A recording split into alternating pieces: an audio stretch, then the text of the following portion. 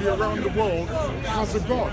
And I will have respect for that belief. What you can't do is say that that belief is so powerful that everybody else should have it. Fair enough, it's your opinion. I mean, if you don't want to accept, that's fine. At the end of the day, yes, there were wars in Islam during its history, during its early history, and even later history. There's no doubt.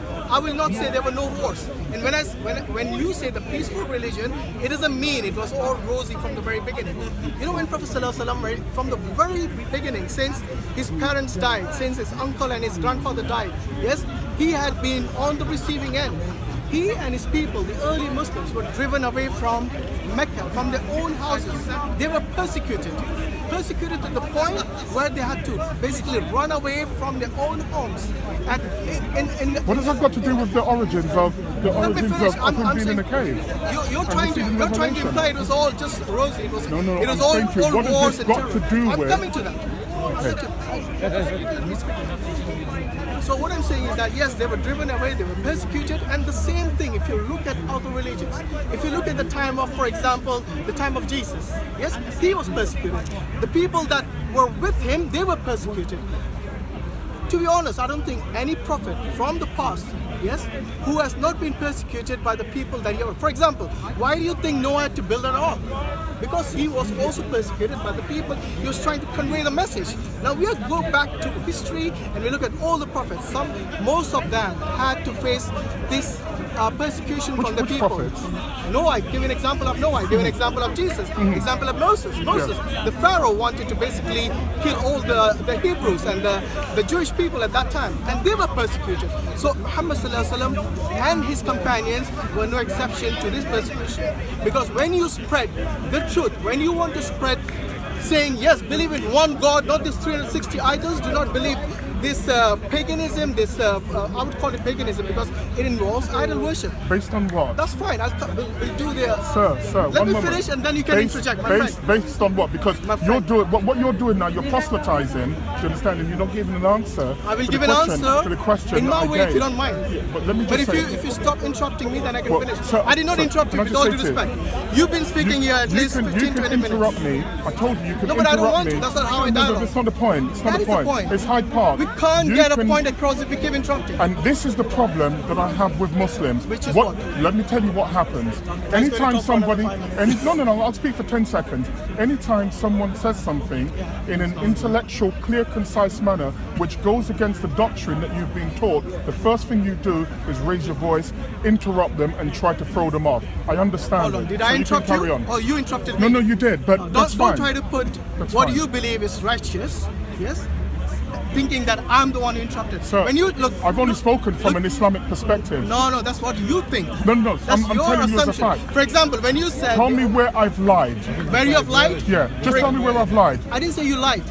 You might... Sir, you might not we can only speak on truth. Tell me where I lied. Okay, I'll tell you what. When you said Abu Bakr, radiallahu anhu, yes, who fought wars, and I asked you which wars, you did not want to respond to that. Let me tell you why. Which wars did you fight? Let me tell you the reason why I don't get into that. I made clear the reason why I'm getting into that because the origin of the argument is not the wars. Yeah, it's immaterial. The origin of the argument, which you're not going to take me off of my path on, is that the religion that you follow is no different to the adherents of the other religions that existed at that time. Your story is no more plausible than any other stories. Why on earth wouldn't I sit here at the moment and speak about the three main Indian religions and the wars that they had? It's nonsensical. You know, you said something about Islam's origin, with wars and with terrorizing, for example. I didn't say that. Killing. I didn't mention the word terrorizing. Maybe you should look up the videos that's been uploaded. Okay, then if I did, I did. You know, I'm still not clear as to what you're trying to say. If you did not want to imply that, what is the point of this discussion?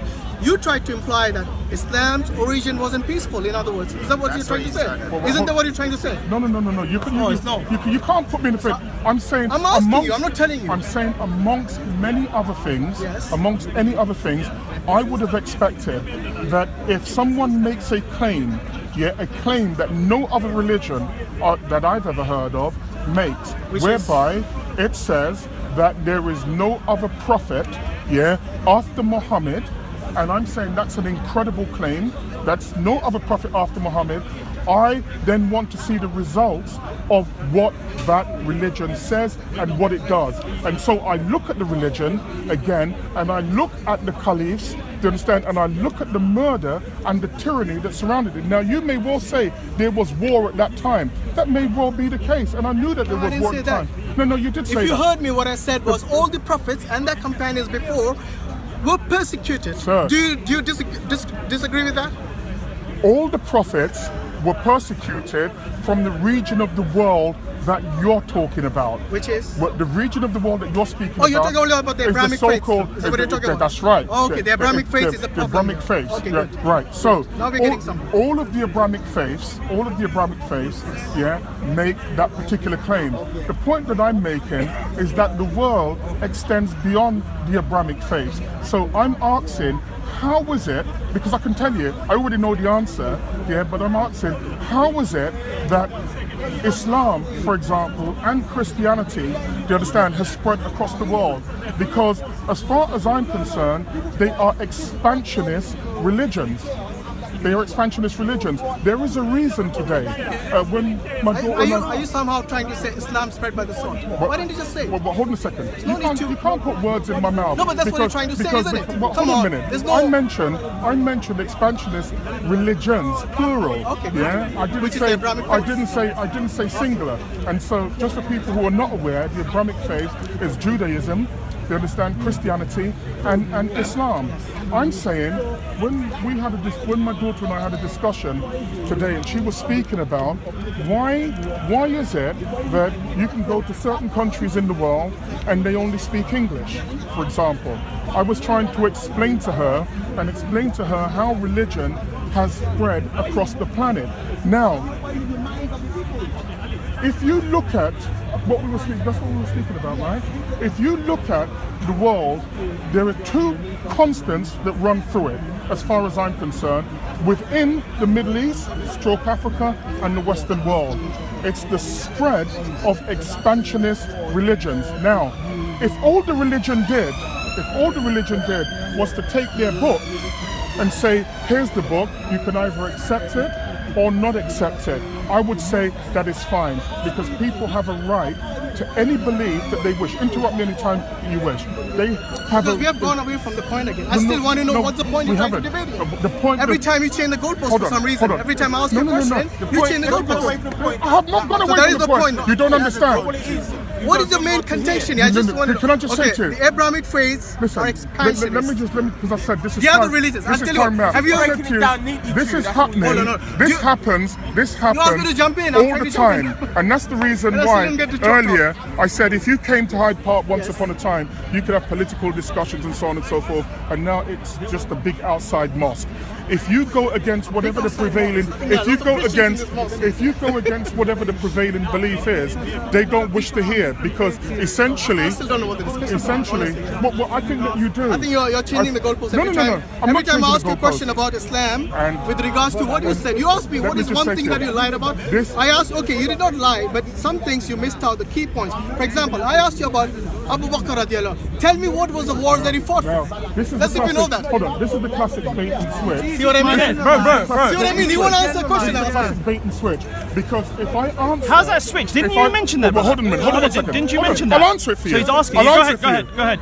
The reason why, and I said to you previously earlier on, that I don't answer these questions because essentially what it's meant to do is to take you away from your original point. Which is? And the original point is that Islam has no greater distinction than any other religion that's been here on this planet. But hold on. Well, I'm answering you. Yeah, it has no other clear distinction from any other religion that exists on this planet Earth. So if I start going into Umar, and the wars that Umar had, and the taxes, the jizra that he put on the non-believers. It's a side issue. It's a side issue. The issue is that the beginning of Islam. No, it's not. The beginning. It's not the beginning of Islam. The beginning. And this is where you're wrong. You keep saying this is the origin of This is Islam. semantics. No, it's This not is semantics. I'm sorry to It say is. this. It is. Look, It look. is. Bro, let the This man is- talk as well. it's- Let's have a it's back. The problem is semantics. you keep saying this is the origin of Islam. This is not the origin of it's Islam. semantics. Islam, look, the word Islam is the Arabic term. Yes, that might have originated 1400 years ago. But the belief in one God did not originate 1400 years ago. And this is the key point which you keep missing. Yes, there were gods who were basically believed by other countries, other geographic regions like Japan and Egypt and so on. Yes, there were other gods. I do not deny that. But the key point is this. In many regions of the world, other than the Middle East, okay, there was also belief in one God. And this is what, for example, take the example of Ashoka in India. Yes, he fought wars to spread his religion. Guess what was his religion?